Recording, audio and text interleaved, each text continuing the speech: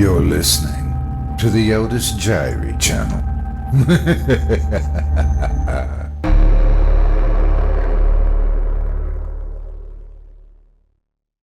My little sister has an unusual talent. By Cardboard Pizzas. Performed by Otis Jiry. My little sister is 13 now. Her name is Zoe. She has blonde hair, blue eyes, and she likes pop music, fashion, and other typical teenage girl stuff. I really do love her. I must have been 7 or 8 when she first came home.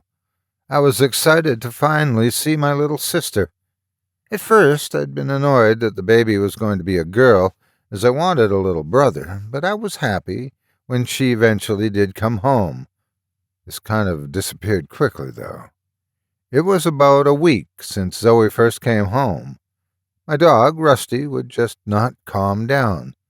Whenever he was in the same room as Zoe, he just barked like mad at her. Eventually, as my parents were scared that he would hurt her, they got rid of him. They didn't even talk to me. I just came home one day and he wasn't there. It was only when I asked about it that my mom just casually said, "Oh, we got rid of Rusty. We were worried about Zoe." Then she went back to feeding Zoe. I was confused. Both of my parents had just abandoned my dog, my best friend, in some pound somewhere, and they didn't even bother talking to me. They weren't even sorry. This was when I first started to gain some disdain towards her. It wasn't her fault, of course. If we had kept the dog, she probably would have loved him too. I just blamed her at the time.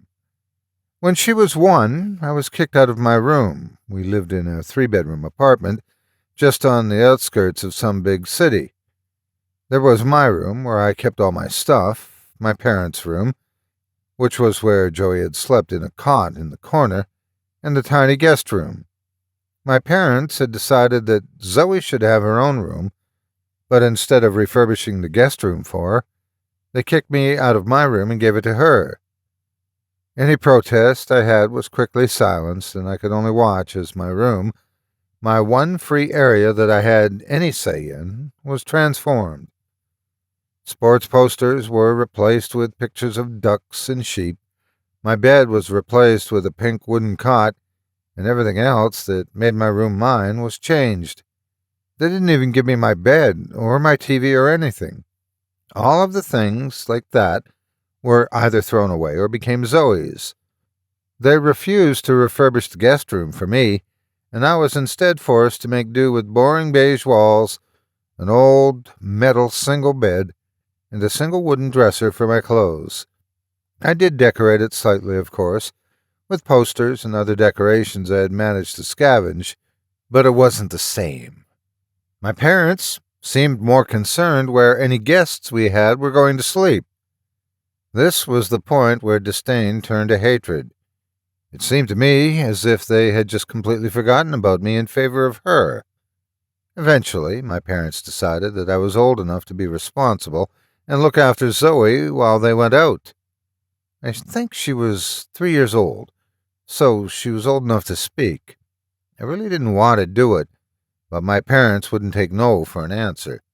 They simply left, saying that they had left some pre-made lunch for her in the fridge. There wasn't one for me, so I had to make myself something. I couldn't be bothered with looking after her all day, as there was this TV show I wanted to watch, so I just laid a blanket in the corner, put a few of her favorite toys in there, and said this to her: "You need to stay in the blanket. Don't move off it, okay? If you do, Mom and Dad will be really mad, so you have to stay in here. Understand?" She simply nodded her head in agreement and started playing with her toys. I was on the couch watching my shows, my eyes flickering to her when there was a commercial break or some boring segment. At one point, as I was watching 2 of the characters on my show beating the tar out of each other, I felt a tugging at my trouser leg. I turned to see it was Zoe. She looked up at me, then sighed. "I'm hungry." "I told you not to come off the blanket," I said, shooing her off. She just sat back down on the blanket. I looked back to my show. It was a boring bit again. The victorious character was monologuing over some unconscious body of the loser. I couldn't just not feed her, harsh feelings aside. I got up and walked to the kitchen. As I was opening the fridge to get her lunch, I heard her say from the other room, "Daddy won't come." I was confused, but not enough to stop me in my tracks. "What'd you say?" I asked, carrying her lunch over to her. "He won't come." "Come where?" "Here. Back." I was quite unnerved by this, but I didn't think anything of it. About a half hour later, the phone rang. I didn't check the number, assuming it was my mom, but instead, a male voice that wasn't my dad's came through the receiver. "Hello, is this Daniel and Zoe?" The voice sounded serious and kind of upset and disturbed. Yeah, I'm Daniel. Who's this?" The voice then proceeded to explain to me, nice and clearly, that there had been a traffic accident. My mom was in critical yet stable condition, but my dad was not so lucky. He'd survived the initial collision but died on the way to the hospital. The next few hours were a blur.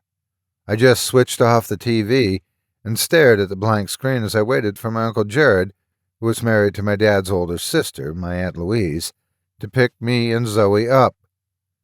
We spent the next few days at his house. My aunt was inconsolable. I was just dull. I didn't speak. I barely left the bedroom I was in. Zoe was too young to grasp the situation, but they said that she understood that Dad was gone. The only thing I was thinking of, until my mom came out of the hospital and we could go back to home, was what Zoe had said to me. It was as if she somehow knew what was going to happen. I didn't forget about it. It got to the point where it was unnerving to be in the same room as her. Another similar incident didn't come until much later, however. A year, to be exact. It was a nice sunny day. We all went for a walk in the park, me somewhat reluctantly, as by this point we had decorated my new room and I had a TV, which I had plugged a PS2 into. My mom held my sister's hand, and I walked slightly behind, hands buried in my pockets, and generally wishing to be home. It was all quiet, nobody really speaking, when Zoe pointed to an inconspicuous-looking guy in a hoodie. All she said was, "There's a bad man over there." My mum turned to look. A man in a gray sweatshirt stood by a fountain. He was staring at his feet, hands in his pockets. I looked too. Something about him did seem rather off, but I didn't think much of it. It was later on, when we had left the park and we were in the car on the way home, that I remembered how she had predicted Dad's death. I leaned over to her. "Zoe, what did you say about the man in the park, the bad man?" She turned to me. Her face was covered in chocolate from the chocolate bars Mum had given us. "The man had a knife. He was sad about something. He wanted to change it." She then turned back to look out the window. I was just frozen. He was sad about something. He wanted to change it? I wanted to ask my mom to call the police, but I knew she'd find it ridiculous.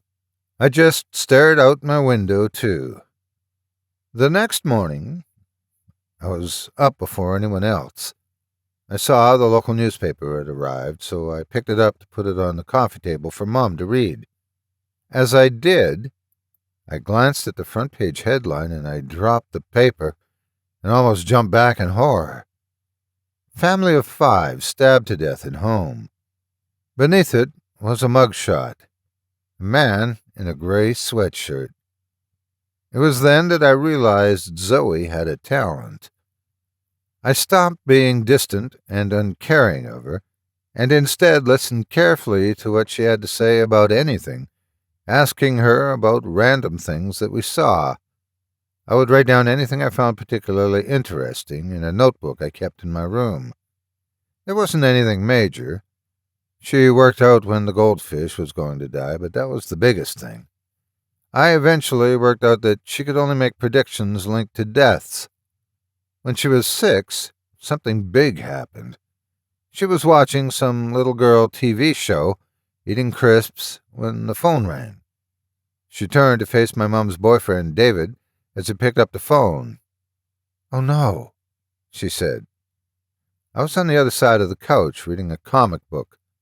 I looked over to her, expecting that something had just happened on the show, but she was staring at David. "What is it?" I asked. "Grandpa," she said, still looking. I froze. I could feel in my gut that this was another prediction. We watched David talk on the phone. "Yes? Oh my God, really? Jesus. I'll tell Kathy. Okay, goodbye." And then he hung up. He noticed that both of us were looking at him, and a sunken look came over him. "Oh, geez, kids. That's some bad news." I knew that what he was going to tell us even before he said it. Grandpa had passed away in his sleep. Mom was sad, and Zoe was sad. I tried to be sad about Grandpa, and I was. I was just more amazed and creeped out at Zoe. How'd she do it? That was the last prediction for a long time. I eventually forgot about it, just chalking it up to coincidence. Last week, I got a phone call. Checking the caller ID, I saw that it was Zoe. I hadn't spoken to her in about a month, so I was pretty happy to see her name on my phone. I took the call. "Hi, Zoe, how are you?" "Dan, are you there? I need to talk to you. Are you alone?" My girlfriend was sitting next to me, watching TV. "Hold on, I'll move," I said, standing up. My girlfriend looked at me. "Who is it?" "It's just my sister. I need to talk in the other room." She just shrugged and turned on back to the TV. I closed the door to my bedroom behind me. "I need you to listen to me. I got a terrible feeling, as if I knew something was going to happen. You and Megan should get out of your house. Go to a hotel or something. Just get out of there." I couldn't speak. Not only did she predict something again, but she was aware of the seriousness of the situation. Meagerly, I managed to say, "Okay, thank you." I hung up. Then I rushed back into the room where my girlfriend was sitting watching the TV. "Megan, we need to leave." "Why? What's wrong?" My sister had another prediction. We could be in danger. I'd told her about the predictions. She never believed any of it, or chalked it up to mere coincidence. "Are you kidding? I'm not going anyway because your 13-year-old sister thinks we should." "I told you about her predictions. This is serious," I shouted. After an hour of bickering and arguing, she finally agreed to leave. We went to a nearby hotel, booked a room for one night, and went to sleep. The next morning, I got a call from the neighbor. He said our house had been broken into, but nothing was taken. I told my girlfriend, and she was utterly dumbfounded. "How the hell does she know?" was all she said. We talked to the police, and I called my neighbor and told him to call the police if they returned. We stayed at the hotel again that night. When morning came around, I was awoken by my phone ringing. It was the police. We went to the police station, and apparently Megan's mentally unstable ex-boyfriend broke into our house with a knife. They'd arrested him when the neighbor called the police. It was obvious to all of us what he was going to do. My girlfriend hadn't said a thing. She was just completely blown away by what my sister had done. Without her, I would probably be dead. I talked to my sister about it, and all she said was this one thing. "I could see your bodies lying on the bed. You were next to Dad, Grandpa, and 5 other people I didn't know." I never felt more haunted than I did after hearing her say that. Nobody else believes it. Even my girlfriend is still skeptical. But I know for sure that my sister has a gift.